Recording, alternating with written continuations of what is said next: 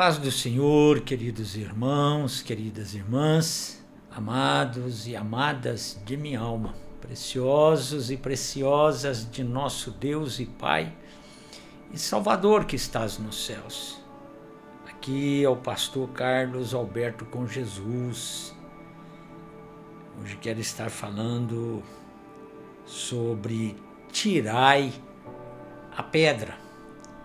O texto para referência está no Evangelho de João, capítulo 11. Eu vou ler primeiramente o versículo 1 e depois lerei os versículos 32 a 40. O versículo 1 diz: Estava enfermo Lázaro de Betânia, da aldeia de Maria e de sua irmã Marta. Vamos lá para os versículos 32 a 40, que diz: Quando Maria chegou ao lugar onde estava Jesus, ao vê-lo, lançou-lhes aos pés, dizendo: Senhor, se estiveras aqui, meu irmão não teria morrido.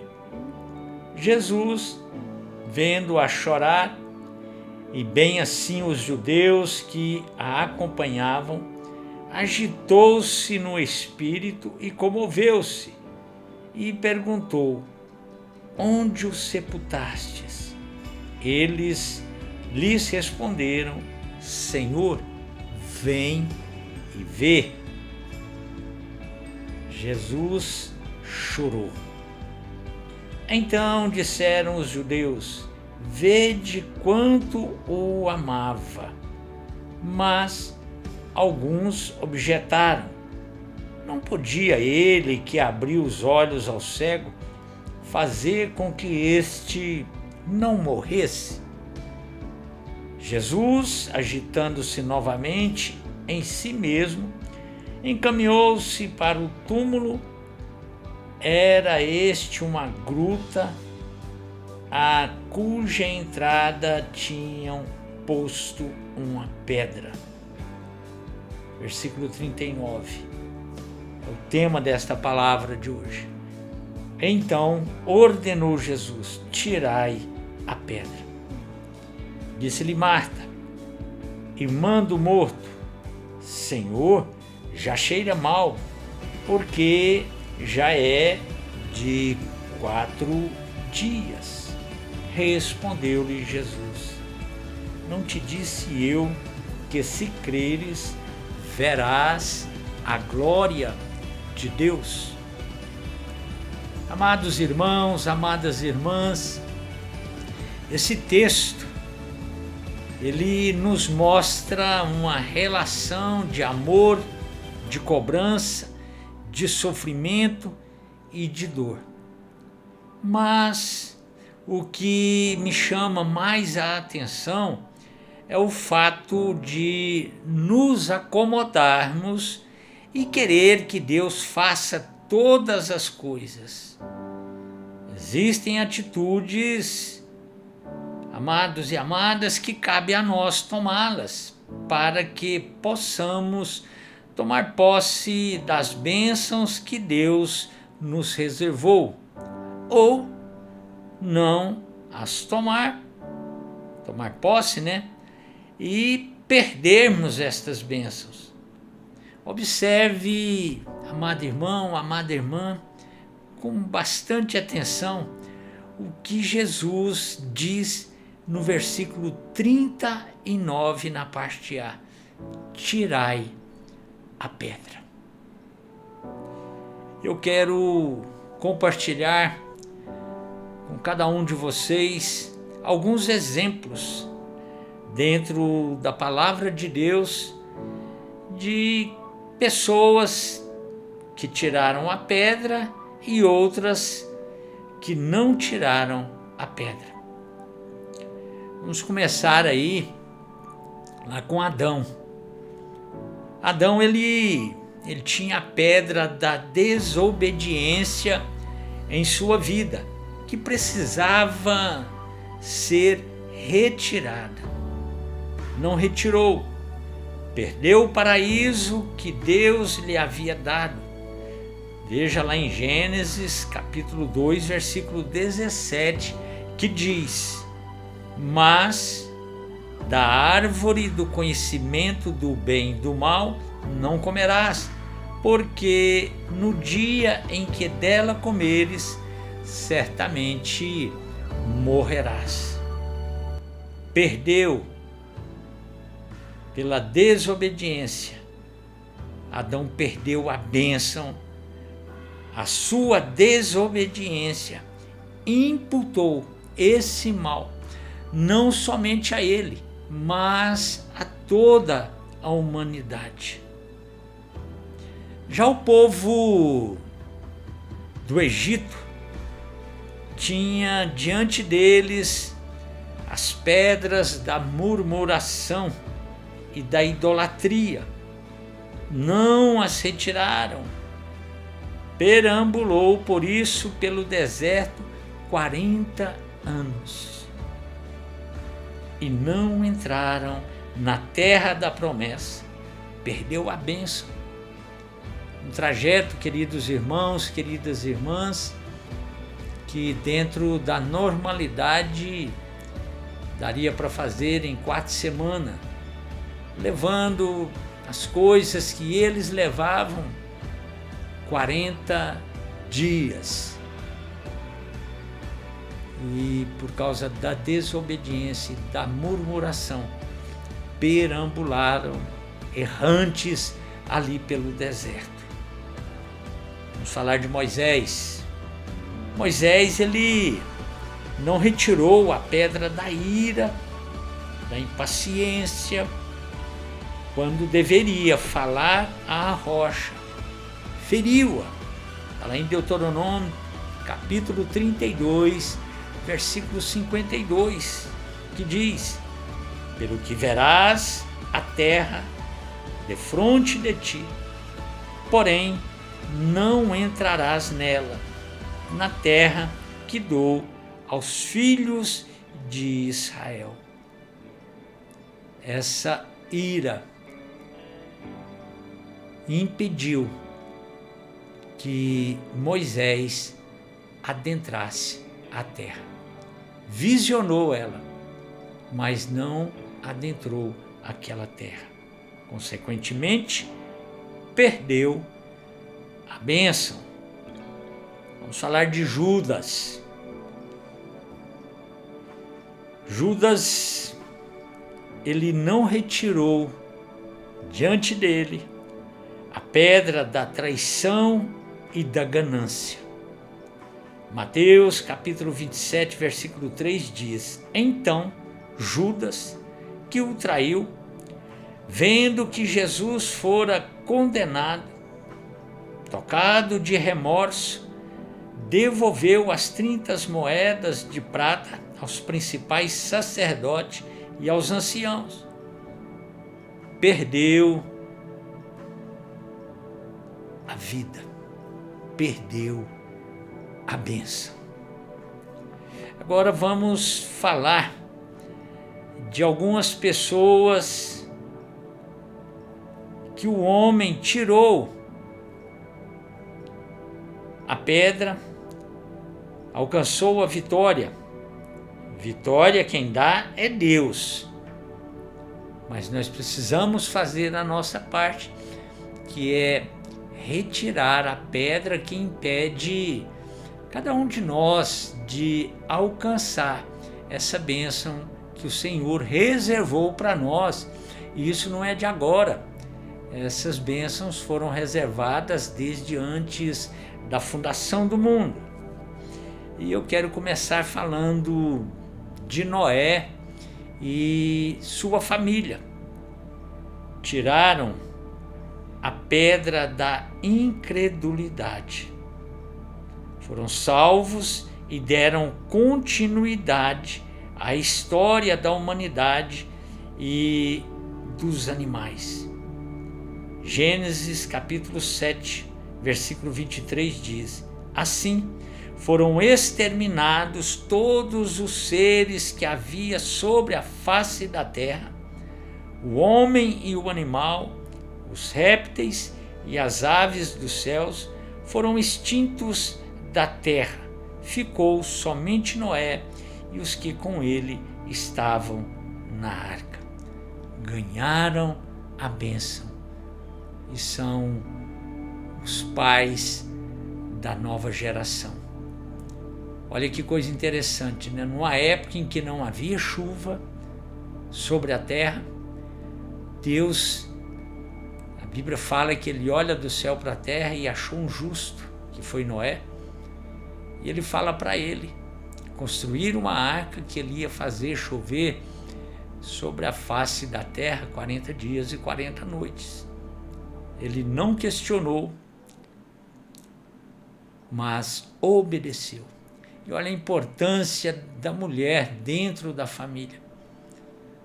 Ele chegou para Eva, certamente, chegou para sua companheira, a Bíblia não fala o nome, e falou para ela do que Deus havia lhe ordenado, né, para construir uma arca que ia fazer chover sobre a terra. Ela não questionou nada, apenas participou com ele daquilo que o Senhor havia ordenado para que Noé fizesse. E aí estamos nós aqui hoje, frutos dessa obediência de Noé sem nenhum questionamento. E eu costumo dizer que Noé, amados e amadas, ele foi o maior evangelista de todos os tempos, porque ele não salvou ninguém da humanidade naquela época, estimada em 25 milhões de pessoas, mas ele salvou a família inteira, né? Esposa, os filhos e ainda as noras que estavam ali. Vamos falar de Davi. Davi, ele tirou primeiro a pedra do medo e derrotou Golias. Lá em 1 Samuel, capítulo 17, versículo 50, diz: assim, prevaleceu Davi contra os filisteus com a funda e com a pedra, e feriu o gigante Golias e o matou. Porém, não havia espada na mão de Davi. Foram várias objeções que poderiam impedir esse triunfo de Davi diante dos filisteus. Primeiro os irmãos, né, que tentaram de todas as formas dissuadir Davi. Depois Saul, querendo que ele vestisse uma armadura que mal dava conta de carregar. Então, muitas vezes na nossa caminhada, nós encontramos muitas pessoas que querem impedir que nós alcancemos as nossas vitórias, que nós derrotemos os nossos gigantes. Davi simplesmente abriu mão dessa armadura, da espada, e foi para sua batalha, como todos sabem, com uma funda e as pedrinhas que ele pegou ali no riacho. Davi não só tirou a pedra de diante dele, como também a atirou e ganhou a sua bênção em nome de Jesus.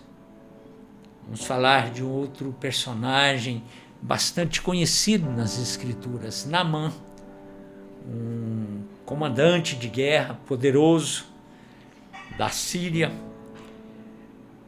muito respeitado, numa época em que as pessoas leprosas, elas viviam à margem da sociedade, mas o homem era tão forte, tão poderoso, que nem a lepra o afastou do convívio com as pessoas. E ele tinha com ele as pedras da soberba, da arrogância, da prepotência. Lá em 2 Reis, capítulo 5, versículo 1, diz: Naamã, comandante do exército do rei da Síria, era um grande homem diante do seu senhor e muito conceito, porque por ele o Senhor dera vitória à Síria. Era ele herói de guerra, porém leproso. Naamã, ele foi submetido para acabar com essa arrogância, soberba, prepotência, ao exercício de mergulhar aí durante 7 vezes nas águas do Rio Jordão. Ele questiona no começo sobre águas melhores, rios melhores na sua cidade. E foi ali instruído por um dos seus soldados a obedecer ao que o profeta havia ordenado para ele. Observa que aquele homem, na altura da sua posição dentro do seu país, se submeter a mergulhar em um rio barrento, mas orientado ali pelo seu soldado, pelo seu subalterno, ele começa o processo.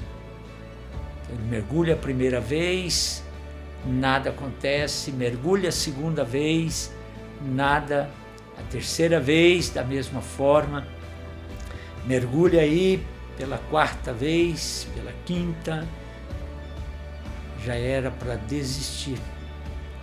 Será que nós continuaríamos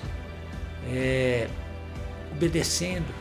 E ele foi na 6ª vez, mergulhou pela 7ª vez. E o texto, a passagem da Bíblia fala que ele não questionou nada, ele foi mergulhando e olhando para o corpo. E na 7ª vez, ele teve o seu corpo totalmente restaurado. E a palavra de Deus, a Bíblia Sagrada, fala que a sua pele se tornou como a pele de uma criança recém-nascida. Naamã tirou a pedra da soberba, da arrogância, da prepotência, foi curado da lepra e ganhou a sua bênção.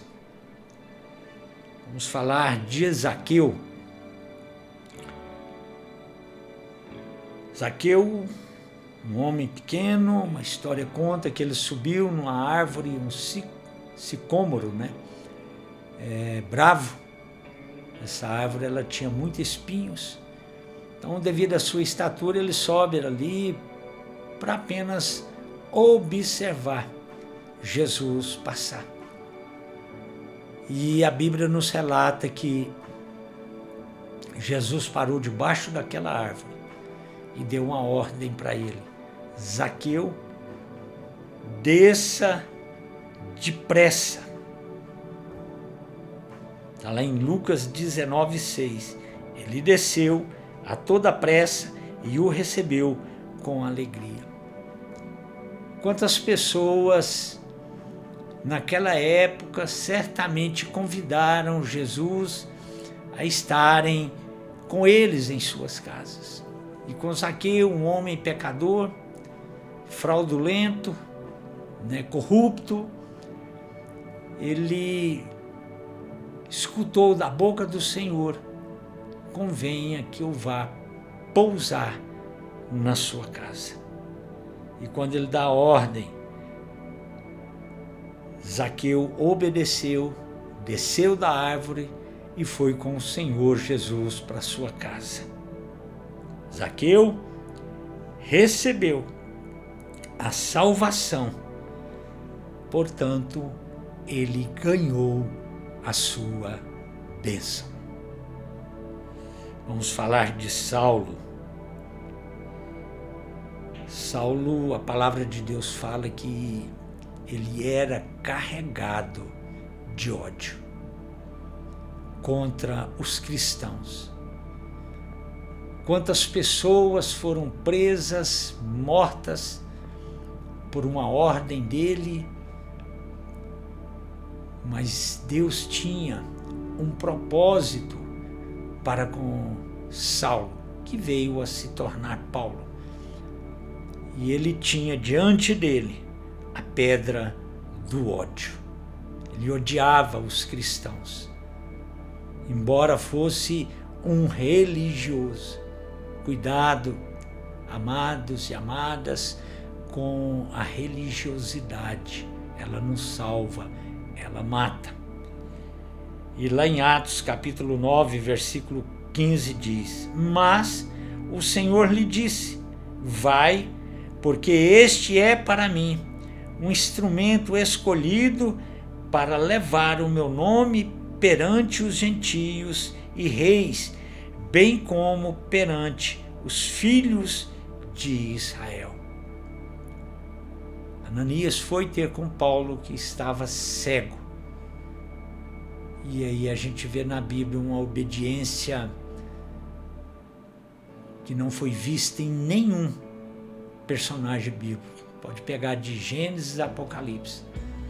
Paulo foi de uma obediência sem limites, sem questionamento, ao ponto de ser direcionado a pregar e as pessoas falarem para ele: não vai que você morre, e ele dizer: eu sei que cadeias e algemas me esperam, mas eu vou.